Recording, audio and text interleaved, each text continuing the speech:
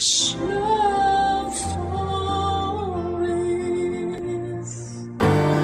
Ang pagkapit sa patalim upang kumita ng pera ay isang malupit at masakit na katotohanan na kinakaharap ng marami sa ating bansa.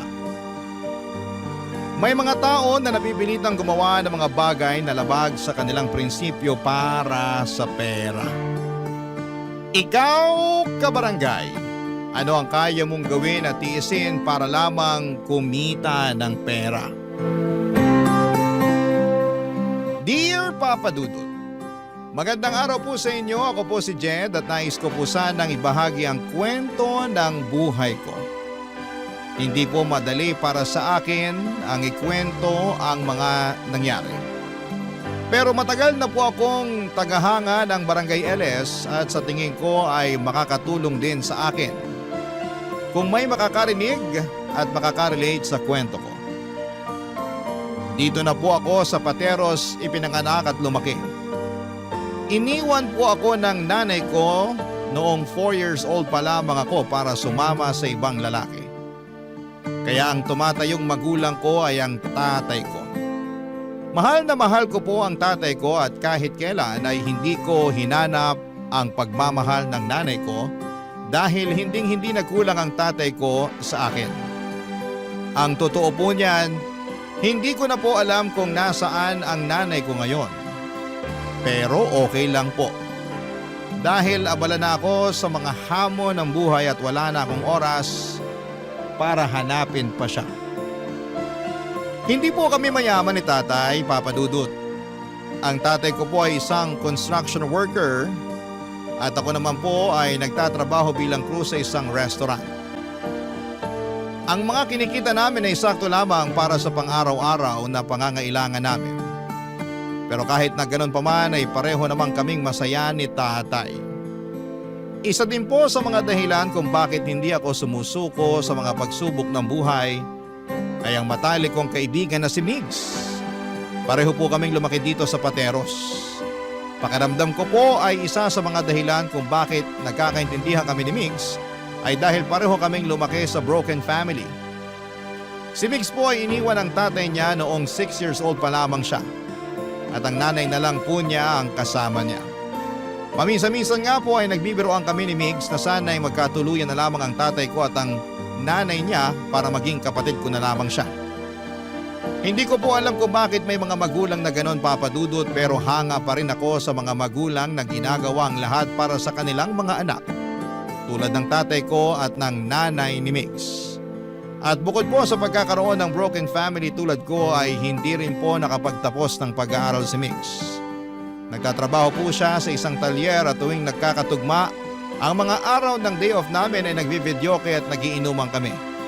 At tuwing nagkakaroon ng malalim na usapan ay hindi namin maiwasan na magkwentuhan tungkol sa mga pamilya namin, Papa Dudut.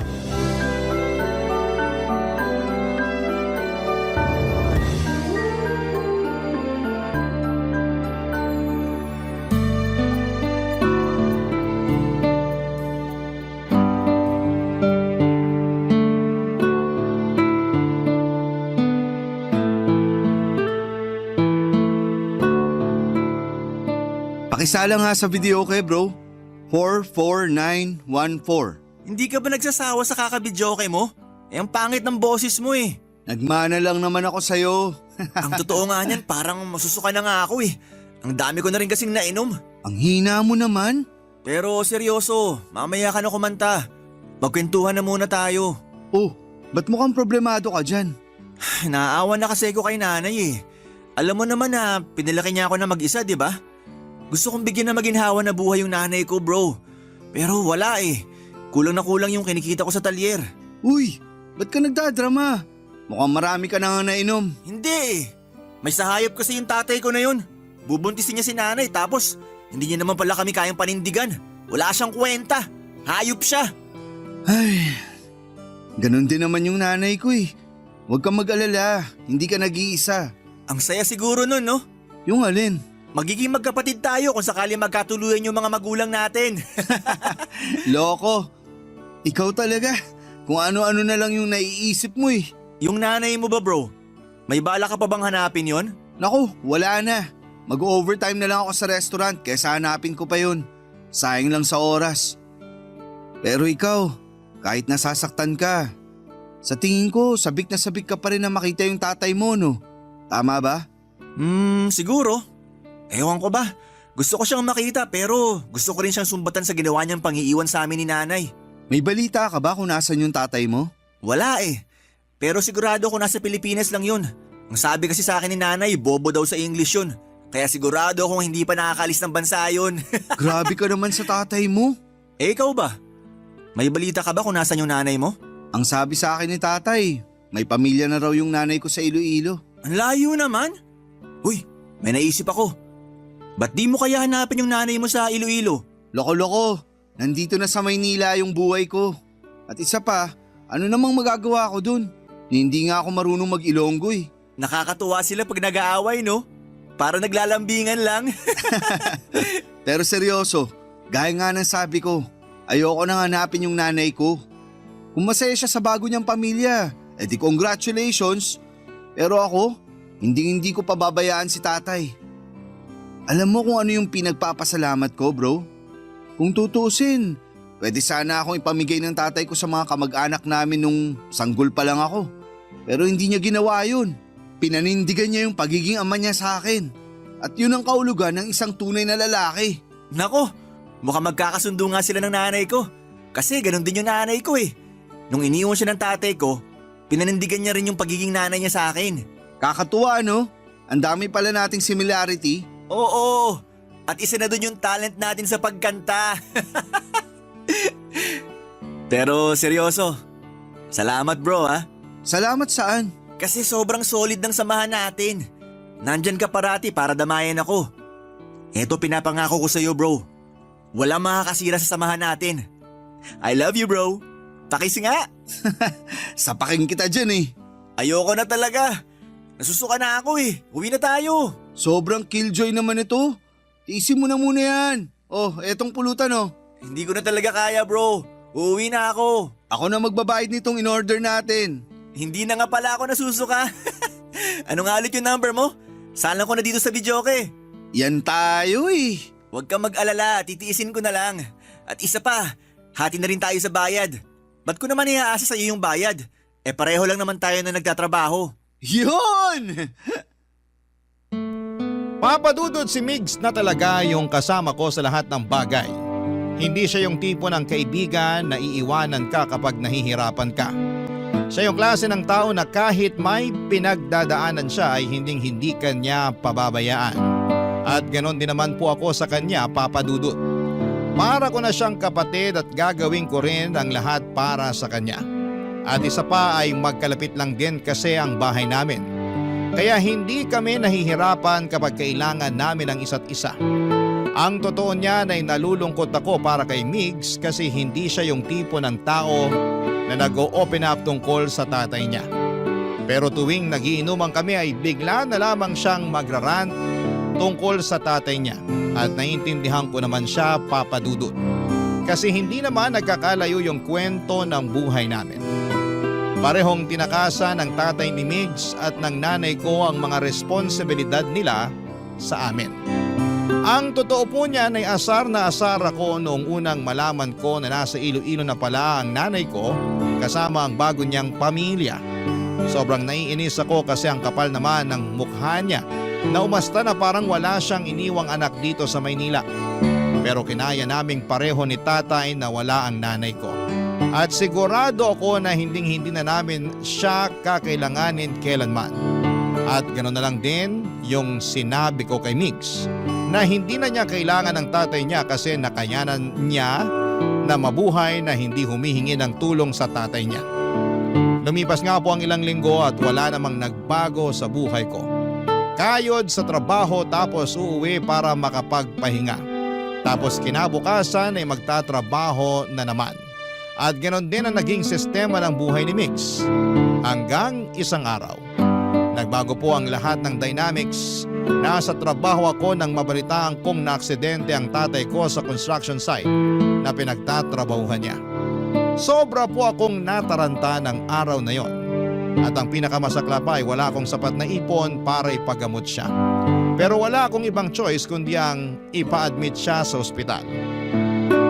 Mawala na po ang lahat sa akin, Papa Dudut. Huwag lang po ang tatay ko. Habang tumatagal ay tumataas ng tumataas ang bayarin sa ospital. At wala na rin akong kinikita dahil nagpaalam po ako sa amo ko na hindi na muna ako makakapag-duty kasi kailangan kong bantayan si tatay sa ospital. Hindi na rin ako nagparamdam kay Mix kasi ayaw ko na siyang abalahin pa. Oo, kasangga ko siya sa lahat ng laban sa buhay, pero may mga pagkakataon talaga na mas pipiliin ko na lamang na solohin ang problema ko kaysa maging pabigat sa ibang tao. Aaminin ko na ma-pride akong tao at yung ayoko sa lahat ay yung kinakaawaan ako. Pero dumating din yung pagkakataon na hindi ko na talaga kinaya pa. Kaya naman nakapag-decide ako na tawagan si Migs at hilingin sa kanya na dalawin ako sa ospital, Papa Dudut.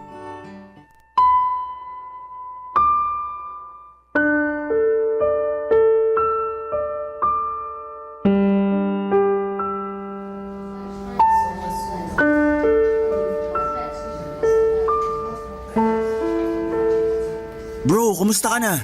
Dito na lang tayo sa labas mag-usap. Nagpapahinga pa kasi si tatay sa loob. Sige, Bro, may papakiusap sana ako sa'yo eh. bakit? Ano yon? Pwede ba ako makairam ng pera sa'yo kahit konti lang?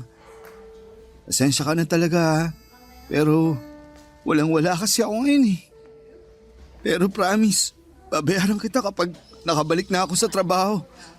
Mabuti na nga lang at napakiusapan ko pa yung boss ko na huwag akong tanggalin sa trabaho habang nandito pa ako sa ospital.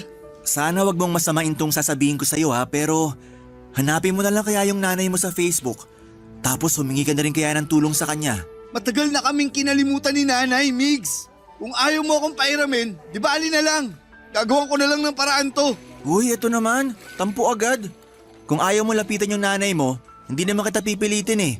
Suggestion lang yun bro, okay? Suggestion lang. At isa pa, naiintindihan kita kasi ganun din naman ako eh. Kung sakali man na mangyari sa nanay ko yung nangyari sa tatay mo eh, hindi rin ako hihingi ng tulong dun sa tatay ko, no? Pasensya ka na kung napagtaasan pa kita ng boses. Sorry, hindi ko na talaga alam kung anong gagawin ko eh. Pambihira ka naman kasi. Ba't di ka tumawag ka agad sa akin? Kung hindi pa ako sinabihan ng kapitbahay natin, hindi ko pa malalaman na naaksidente na pala yung tatay mo. Kilala mo naman ako eh. Yung ayoko sa lahat, yung kinakaawaan ako. Pero wala na talaga akong choice kasi tumataas na yung bill ni tatay dito sa ospital. O yan, 10,000 yan. Sa'yo na yan. Seryoso ka? Ang laking pera nito ah. Ibibili ko sana ng mga bagong damit at sapatos yan. Pero di bali na lang, sa'yo na yan. Sige na, tanggapin mo na. Bro, salamat talaga. Pero hindi, babayaran kita. Hulugan ko to. Ang tigas naman ng ulo mo eh. Sinabi nang sa'yo na yan. Alam mo naman na parang kapatid na yung turing ko sa'yo, di ba? The best ka talaga. Hindi ko alam kung anong ginawa ko para magkaroon ng kaibigan na tulad mo. Huwag ka na magdrama dyan. Baka maiyak lang ako sa'yo. Nga pala, saan ka naman nakakuha ng ganito kalaking pera? Nag-overtime ka ba sa talyer? Nako, alam mo naman na barya-barya lang yung kinikita ko sa talyer eh. So saan ka nakakuha ng ganito kalaking halaga?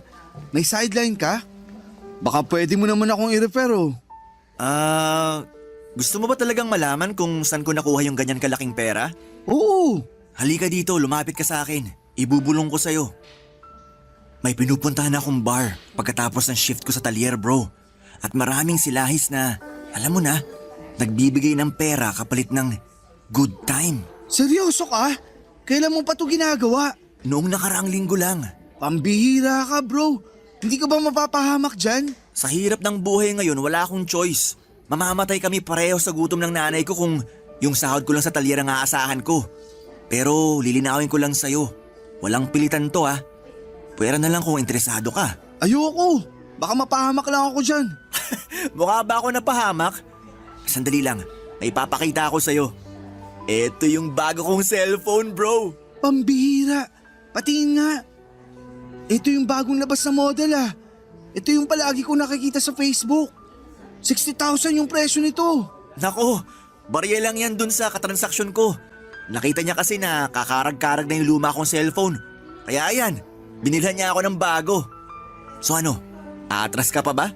Kung sakaling bigyan ako ng ganito kamahal na cellphone, pwede ko rin to ibenta para may pambayad na ako dito sa ospital. Pero hindi ko talaga kaya. Di bali na lang. Bro, maniwala ka sa akin.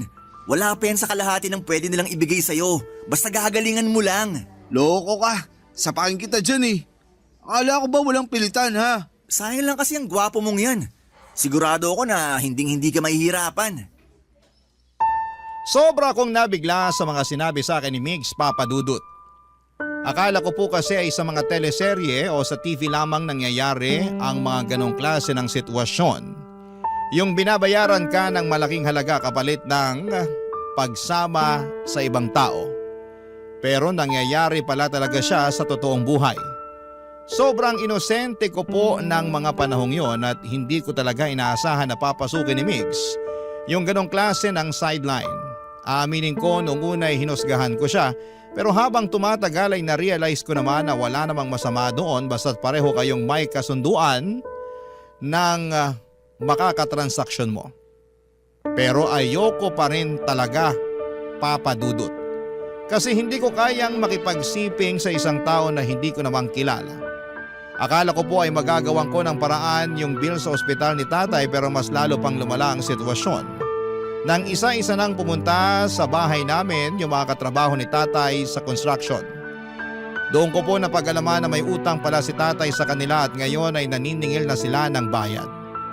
Nalaman ko rin po yung perang inuutang ni tatay sa mga katrabaho niya ay ginagamit pala niya sa pagsusugal. Hindi ko po akalain na nagsusugal pala siya at hindi ko po malalaman kung hindi pa dumating yung mga katrabaho niya sa bahay para maningil. Para po ako mababaliw sa dami ng problema ng mga panahong yon. Bumalik po ako sa trabaho ng mga panahong yon at pagkatapos ng shift ko, dumidiretso ako sa ospital para bantayan si tatay. Yung bahay naman namin ay pinaubaya ko na kay Migs, mabuti na lamang at mapagkakatiwalaan ko siya. Pero kahit na anong kayod ko ay kulang na kulang pa rin ang sahod ko para pambayad sa ospital at para bayaran ang mga pinagkakautangan ni tatay. Sa totoo lang, parang gusto ko nang sumbatan si tatay kasi sobrang bigat na mga problema ang iniwanan sa akin. Pero hindi ko siya magawang sumbatan kasi hindi naman po siya nagkulang sa akin bilang ama. Medyo naiintindihan ko rin po kung bakit siya nagsugal ng palihim. Kami po kasing mga mahihirap ay araw-araw kami naghahanap ng paraan para makaahon sa buhay. At kahit na anong kayod namin ay parang hindi pa rin namin maabot yung buhay na gusto naming maranasan. Kaya minsan yung iba sa amin umaasa na lamang sa swerte o sa sugal. Barangay Love Stories. Barangay Love Stories. Dumating ang araw na kinailangan ko talagang lunukin ang pride ko, Papa Dudut. Nag-Facebook ako at nag-message sa nanay ko na ngayon ay nakatira na sa Iloilo. Nagbabaka sakali ako na baka matulungan niya ako at mapadalhan ng pera. Kasi hindi ko na talaga kayang pasanin lahat ng responsibilidad na iniwan ni tatay.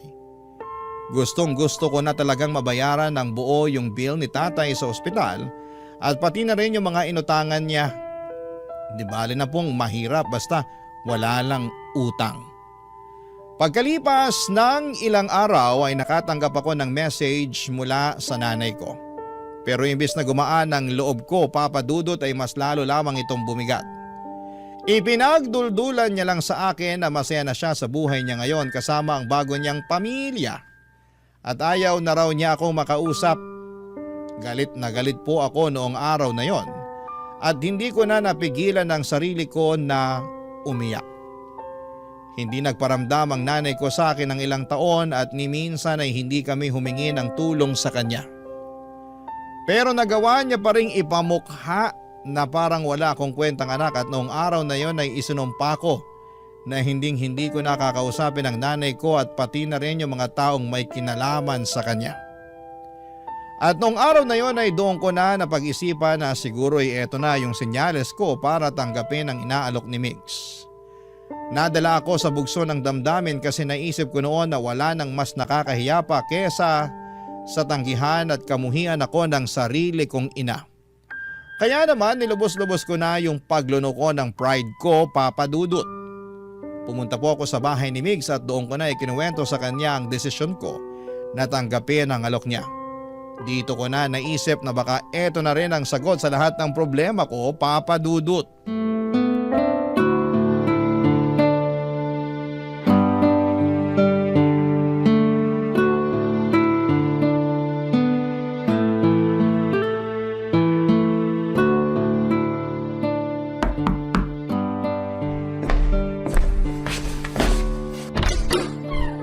Bro, halika, pasok! Salamat ha. Pasensya na kung biglaan. Ano ka ba? Goods lang kasi yung nanay ko namamalengke. Kaya solong-solo natin tong bahay ngayon. Nga pala, kumusta na yung tatay mo? Okay na ba siya? Ayun, nasa ospital pa rin. Pero nagpapagaling na. Mabuti naman kung ganon. Pero bro, mas lalo lang ako problema ngayon eh. O bakit? Ano nangyari? Paano ba naman kasi tong si tatay? Hindi niya sinabi sa akin na nabaon na pala siya sa utang. Kaya eto, ako ngayon yung sinisingil ng mga inutangan niya sa construction. Kaya pala. Ha? Naalala mo ba nung isang araw na pinabantay mo ko sa bahay nyo? May lalaking sobrang galit habang hinahanap yung tatay mo. Pero hindi ko na masyadong pinansin kasi akala ko lasing lang. Pasensya ka na talaga kung pati ikaw nadadami na sa problemang ginawa ng tatay ko. Wala yun. Umalis din naman kaagad yung taong yun eh. Natakot ata kasi pinagtitinginan na siya ng mga kapitbahay nyo habang nagsisisigaw siya sa labas ng bahay nyo. So, ano nang balak mo ngayon?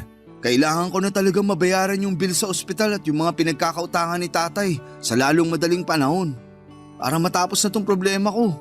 Ilang gabi na rin kasi akong hindi nakakatulog ng dahil lang dito. Bro, pasensya ka na ha. Pero wala akong maibibigay sa iyo ngayon eh.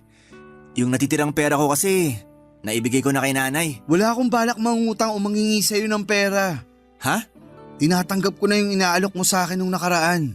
Jed, ikaw ba talaga yan? Sino ka?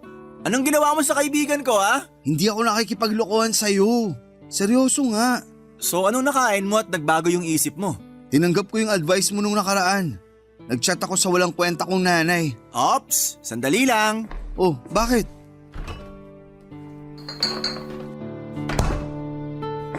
Oh, eto, 1 litro ng beer. Binili ko yan nung isang araw. Pambihira, ba't may beer ka? Iniinom ko yan tuwing tinatalakan ako dito sa bahay. Puro kakalokohan.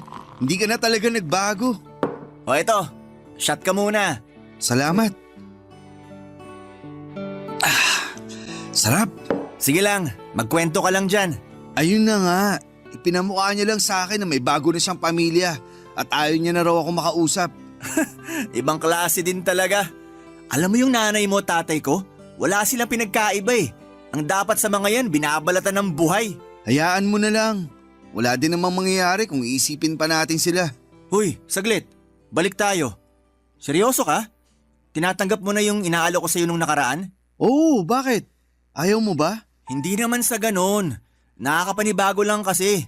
Kilala kita, sobrang taas kaya ng pride mo. Hindi ikaw yung tipo ng tao na basta-basta na lang babawiin yung mga salitang nabitawan mo na. Hindi mababayaran ng pride na yan ang bayarin ko sa ospital at yung mga inutangan ng tatay ko. At isa pa, harap-harapan yung pinagduduldulan ng nanay ko sa akin na wala akong kwentang anak. May masasakit pa ba dun? Lugmok na nga yung pride ko.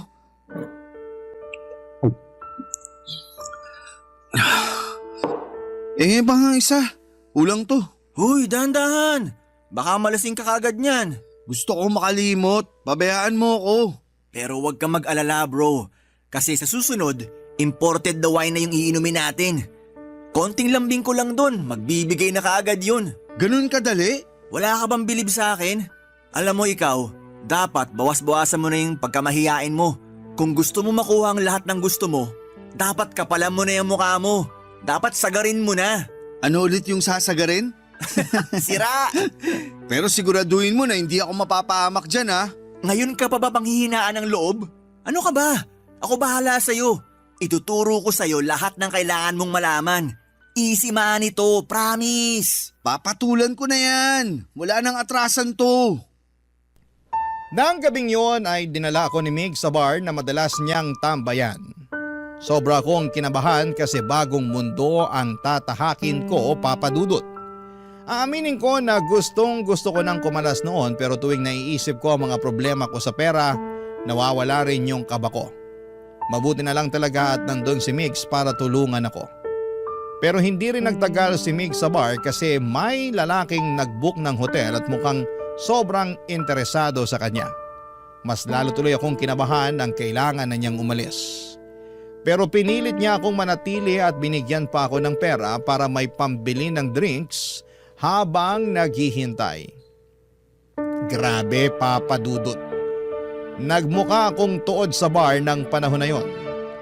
Nag-online games na lamang ako habang umiinom para hindi ako mabagot agad.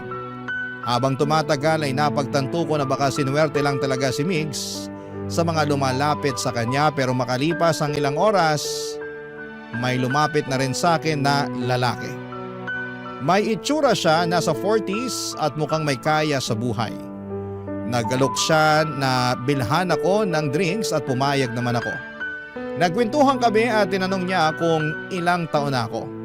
Saan ako nakatira, may mga simpleng tanong lamang. Pero habang tumatagal ay mas lumalalim na yung mga tanong niya. Nagsimula siyang magtanong tungkol sa mga personal na bagay at hindi nagtagal ay dinala na niya ako sa kotse niya. Nag-drive siya at nag-park kami sa isang liblib na lugar. At doon na may nangyari sa amin. Kitang-kita ko na nagustuhan niya yung ginawa ko sa kanya at bilang pasasalamat ay binigyan niya ako ng 5,000 pesos. Kinuha rin niya yung number ko. Grabe, Papa Dudut. Sa trabaho ko sa restaurant ay baka nga hindi ko pa makuha yung 5,000 sa isang linggo. Tapos nung gabing yon ay hindi pa umaabot ng 5 oras ay naka 5,000 na ako. Lumipas ang ilang linggo at nagpatuloy yung arrangement namin.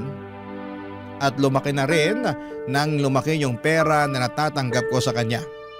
Nang ikinuwento ko sa kanya ang kalagayan ng tatay ko ay hindi siya nagdalawang isip na bigyan pa ako ng pera. At doon na nga mas gumaan ang buhay ko. Nabayaran ko na po ng buo ang hospital bills ni tatay at pati na rin yung mga pinagkakautangan niya. At noong nagkapera na ako ay naisipan kong yayain si Mig sa bahay. Bumili ako ng mga mamahaling alak bilang pasasalamat na rin sa kanya. Kasi kung hindi dahil kay Migs, baka nabubog na ako ng mga inutangan ni tatay at baka mas lalo pang lumaki ang bayarin ko sa ospital, Papa Dudut.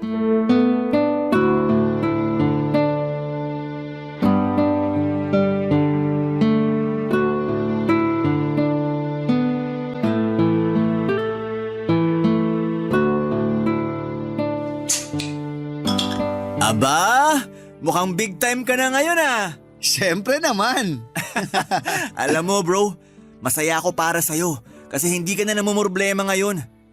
Tinan mo nga yung mukha mo, di hamak na mas maaliwalas na, di tulad nung nakaraan. Salamat talaga ha. Kung hindi dahil sa'yo bro, baka tuluyan na ako napatay ng mga pinagkakautangan ni tatay. At kung hindi dahil sa'yo, malamang mas malaki na yung babayaran ko sa ospital ngayon. Maliit na bagay, basta ikaw. So ngayong wala ka ng problema, anong balak mo? Itutuloy mo pa rin ba yung ginagawa mo o titigil ka na? Anong titigil? Saglit lang, may papakita ako sa'yo. Kukunin ko lang. Ano yan? Eto, may bago na akong cellphone bro. Uy, hanip! Patingin nga! Astig! Pareho na tayo ng cellphone! Inggit na inggit kasi ako dun sa cellphone mo eh. Kaya yan, nagpabili na rin ako. Gaya-gaya ka talaga. Sana nagpabili ka na lang ng motor. Okay na ako dito sa cellphone. Mukhang namimihasa ka na talaga. So ano nga? Wala ka nang balak tigilan yung ginagawa mo, no? Bala ko na nga mag-resign sa restaurant na pinapasukan ko sa Makalaway. Sabi naman sa'yo, di ba? Di hamak na mas malaki yung kikitain natin dito. Ang sabihin mo, bad influence ka lang talaga. Hoy! Kung hindi dahil sa bad influence na to, malamang hanggang ngayon pinagtitiisan mo pa rin yung cellphone mong mumurahin. May point ka naman. Kamusta nga pala yung lalaking nagkagusto sa'yo? Mayaman ba?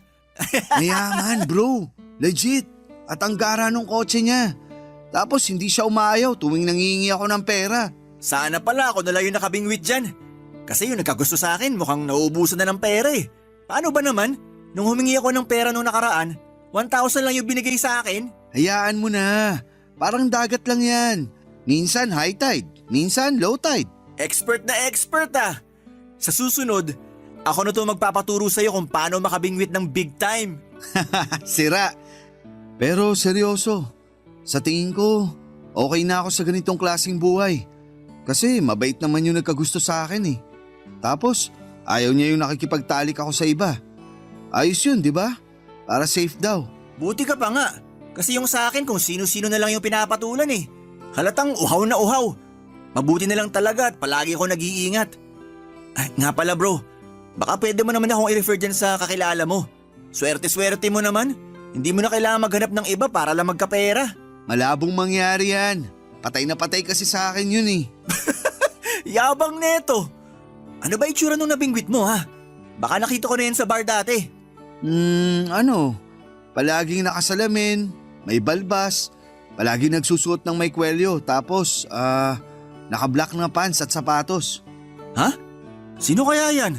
Wala ako nakikitang ganyan sa bar. Di na ako magtataka kasi nung tinanong ko siya kung palagi siyang tumatambay sa bar, ang sabi niya first time niya lang daw sa bar na yun. Kapag sinaswerte ka nga naman oh. First time mo din sa bar na yun nung gabing yun. Pero nakabingwit ka kagad ng mayamang paninindigan ka. Kung swerte ako, swerte ka rin. Kasi kung anong meron ako, meron ka rin. Solid tayo, di ba? Solid forever bro. Basta kapag yumaman ka na, wag mo akong kakalimutan ha. Bro, nung mga panahong walang-wala ako, nung mga panahong nalulungkot ako sa pagkawala ni nanay, at nung mga panahong lugmok na lugmok ako sa problema, ikaw yung laging nandyan para sa akin. Siyempre, hindi kita makakalimutan. Thank you bro. Love you. Nga pala, bago ko makalimutan, may binili nga pala ako para sa'yo. Ano na naman yan? Eto, bumili nga pala ako ng mamahaling casing para sa cellphone natin. Dalawa yan, isa sa'yo at isa sa akin. Uy, mukhang mamahalin nga. Thank you bro. The best ka talaga. Sandali lang, meron pa nga akong ano dito eh. O ayan, power bank. Para din sa akin to? Hindi, gusto ko lang ipagyabang. Joke lang, sa'yo talaga yan. Nak, sa sensado. At tuluyan na nga akong nilamon ang sistema ng panahong yon, Papa Dudut. Aaminin ko na naging bulag ako sa mga bagay na nakamit ko. At sa mga pagkakataong yon ay parang nakalimutan ko na ang mga prinsipyo ko. Nasilaw ako sa lahat ng natamo ko, sa pera at sa mga material na bagay. Pero sa kabila ng lahat ng yon ay nagpapasalamat pa rin ako kay Migs. Kung hindi dahil sa kanya ay baka hindi ko pa nabayaran ang mga utang ni tatay at baka mas lalo pang lumaki ang problema ko sa buhay. Lumipas nga ang ilang linggo at nagpatuloy ang pakikipagkita at transaksyon ko sa lalaking nagbibigay sa akin ng pera. Akala ko noon ay ganito lang pala kadali ang buhay. Kung iahalin tulad ninyo po sa online game, para ko nakahanap ng cheat code o hack na nagpapadali ng lahat. Pero isang gabi habang may nangyayari sa amin sa kotse niya at inaabot niya sa akin ng pera ay may napansin ako sa wallet niya. Sa isang sulyap ay nakita ko ang isang larawan ng pamilya. May kasama siyang babae at bata at bigla akong kinabahan at naramdaman ko yung bigat ng konsensya ko.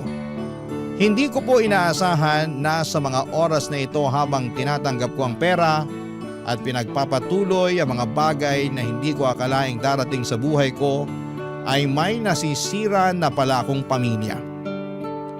Kung tutuusin, may mga taong nagmamahal sa kanya na posibleng masaktan kapag nalaman nila ang ginagawa namin. Hindi ko na napigilan ang sarili ko at kinumpronta ko siya tungkol sa picture na nakita ko sa wallet niya. Tumawa lamang siya at sinabing hiwalay na raw sila ng asawa niya. Noong tinanong ko kung nasaan ang asawa niya, sinabi niya na nasa mabuting kalagayan na raw at ganoon din ang bata. Kaya hindi ko daw dapat ipag-alala kung may nangyayari sa amin. Nakaramdam po ako, Papa Dudut, ng kaunting ginhawa. Nang gabi ding yon na pagkatapos kong itanong sa kanya ang tungkol sa pamilya niya, hindi na ako nangulit pa. Tumahimik na lamang ako, Papa Dudut. Sa totoo lang ay takot ako na kung magsalita pa ako ay baka magbago ang lahat at mawala na ng tuluyan ang pinagkakakitaan ko ng mga panahong yon, Papa Dudut. Barangay Love Stories. Barangay Love Stories. Papadudot dumating na sa puntong nakapag-ipon na ako ng sapat na pera at unti-unti ko na ring napapagawa ang bahay namin. Kasabay nito ay unti-unti na ring gumaling si tatay. Ang saya ko talaga, papadudot, dahil hindi na lang ako nakakabili ng gamot para sa kanya, kundi pati na rin yung mga simpleng pangangailangan niya. Kaya naman talagang nararamdaman ko ang pag-asenso ko sa buhay kahit papaano. Pero sa kabila ng mga magagandang pagbabago sa buhay ko ay napansin ko na unti-unti rin na nade-depress si Migs. Napapansin ko kasi yung mga post niya sa Facebook at talagang nararamdaman mo na may pinagdadaanan siya. At nung hindi na niya sinasagot ang mga tawag at messages ko ay talagang nag-worry na ako. Isang araw ay nag-decide akong pumunta sa bahay nila at nandun ang nanay niya, at nang tinanong ko kung nasaan si Migs ay sinabi niyang madalas na lang daw na natutulog ito. At isang beses sa isang araw na lang daw kumain. Nag-worry ako lalo at nagtanong ako sa nanay ni Migs kung ano ang nangyayari. Pero kahit yung nanay niya mismo ay hindi alam kung ano ang nangyayari kay Migs. Alam ko na may mga pagkakataon sa buhay na ang isang tao ay kailangang mapag-isa para makapag-isip. Kaya't napag-isipan ko na siguro ay kailangan lamang ni Migs ng oras para magpahinga at makapag-reflect. Pero dumaan ang isang linggo at wala pa ring pagbabago sa kalagayan niya. Nang pumunta ulit ako sa bahay nila ay ganoon pa rin ang sitwasyon. Si Migs palaging nakahiga lang sa kama at bihira pa rin kumain. Noong araw na yon ay hindi na ako nakatiis pa, kaya nag-decide ako na bumili ng pagkain mula sa isang kilalang restaurant at nag-take out ako.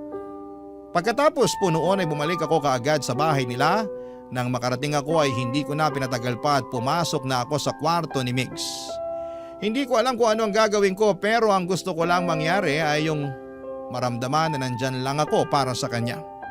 Kahit na hindi ko pa alam kung paano ko siya matutulungan. Gusto ko lang na maramdaman niya na hindi siya nag-iisa, Papa Dudut.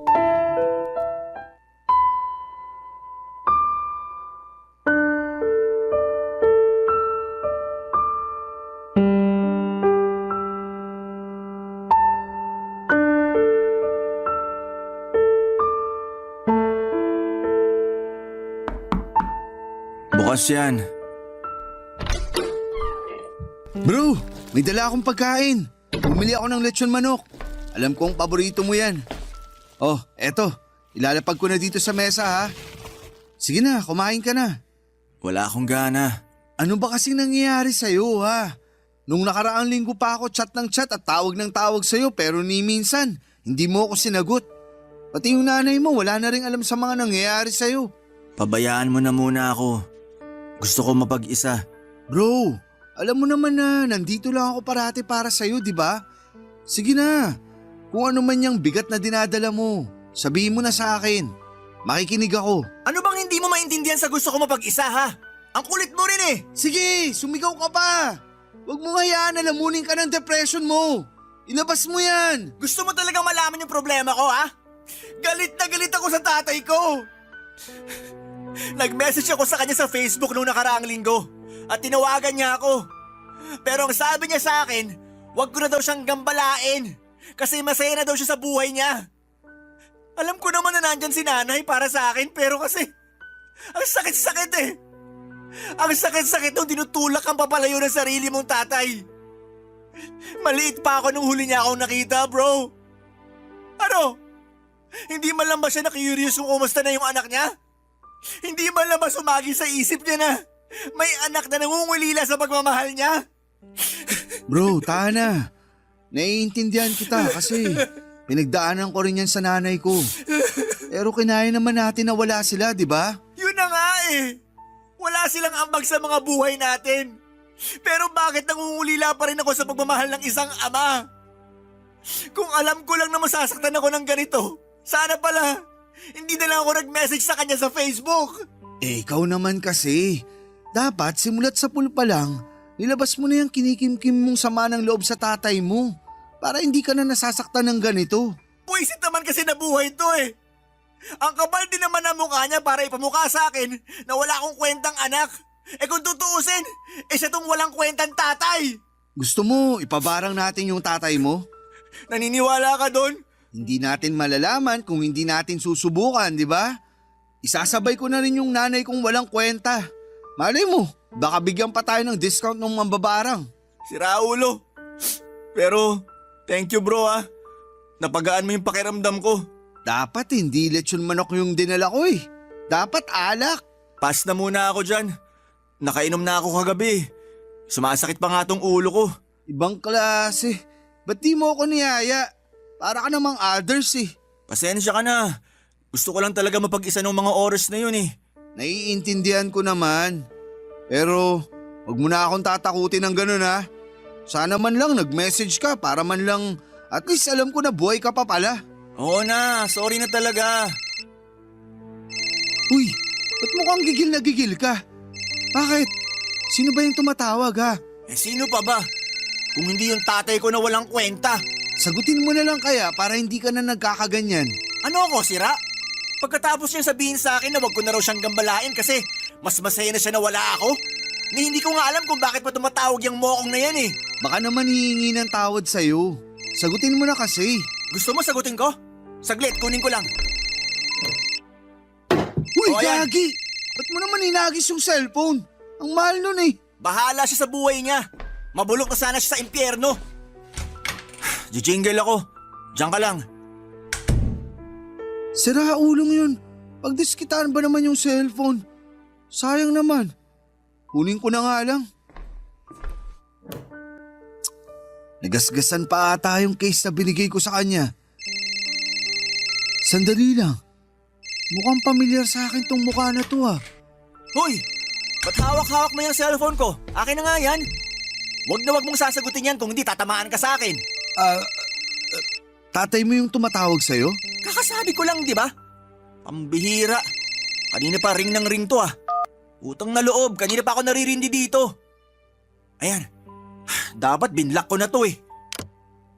Bro, sana wag mong masamain tong sasabihin ko sa'yo ha. Pero mukhang mabait na tao naman yung tatay mo eh. Hulaan ko. Nakita mo yung profile picture niya nung tumatawag siya, no? Sus, wag ka magpapauto.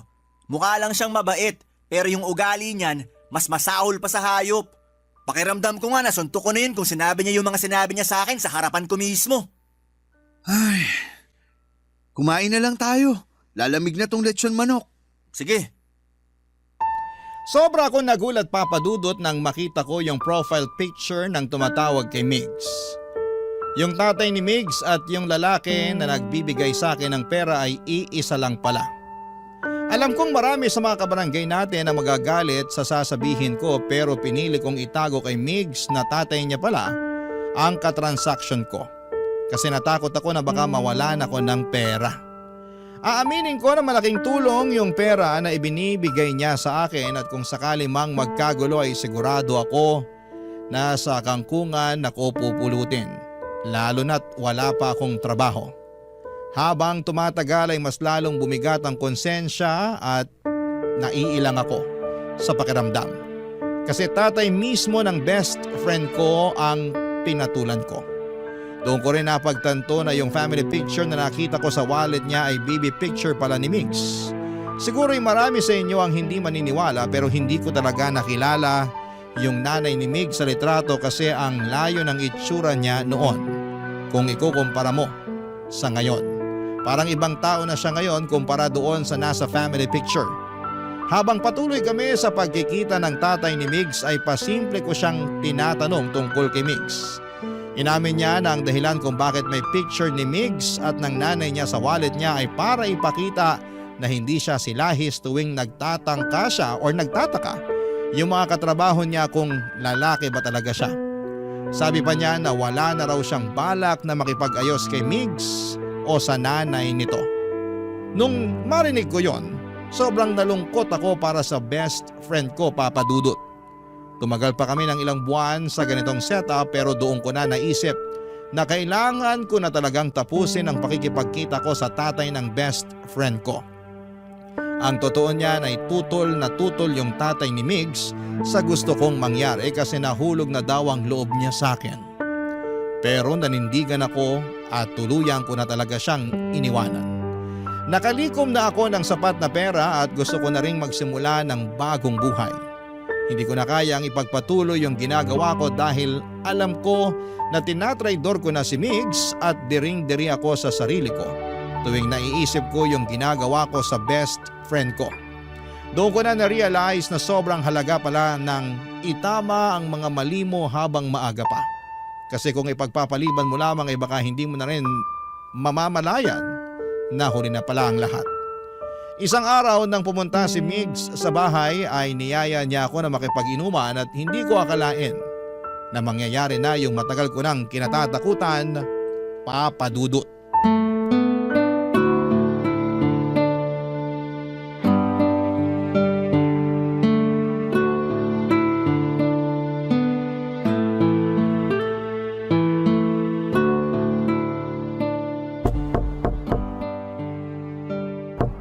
Andyan na! Sandali lang! Surprise! Oh, ano naman yung dala-dala mo? Ano pa ba? Eh di alak. Lika, shot tayo. Shh! Natutulog na si tatay sa loob. Dito na lang tayo sa labas ng bahay. Ganun ba? Sige. Himala! Dati, ikaw tong napakababa ng tolerance sa alak. Tapos ngayon, nag-aaya ka makipag-inuman? Anong nakain mo? May rason tayo para mag-celebrate ngayon, bro. Ano naman yun? Nakadilihensya na naman ako. 15 kyaw, bro. 15 kyaw. Ibang klase ka talaga. Kinupitan mo siguro yung tao, no? Grabe ka naman sa akin. Oh, eto. Sa'yo to. Inumin mo na.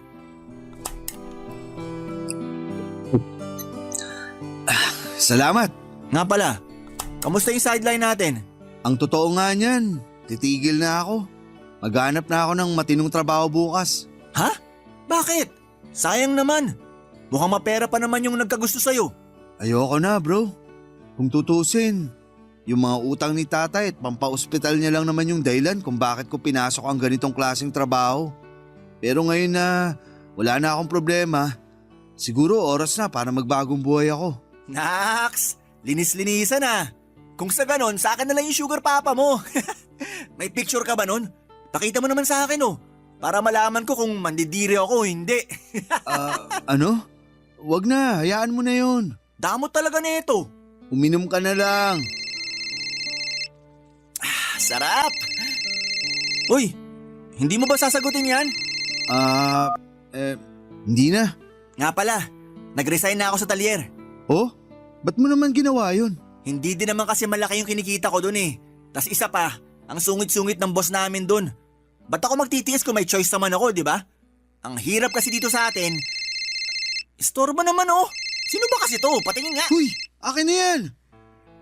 Sandali lang. Tatay ko to ah. Ba't kausap mo yung tatay ko ah? Bro, magpapaliwanag ako.